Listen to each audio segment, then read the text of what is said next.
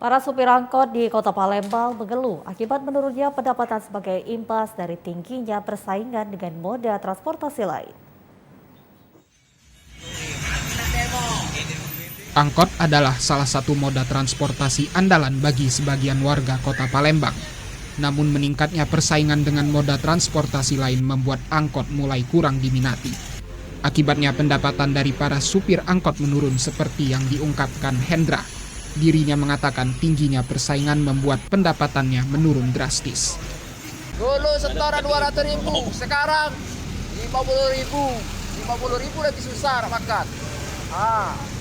Minyak susah. Kalau disetok dulu Pak, mobil kendaraan baru, motor baru itu Pak, terus stop dulu. Masuk Gojek baru, masuk Grab baru. Kami ini mana juga, bengkel juga, kami nak makan juga. Itu masalahnya. Kami masuk terus mana kami nak maju, mundur lagi ada. Hal senada juga diungkapkan M. Hatta. Dikatakan M. Hatta, nasib para supir angkot perlu diperhatikan pemerintah.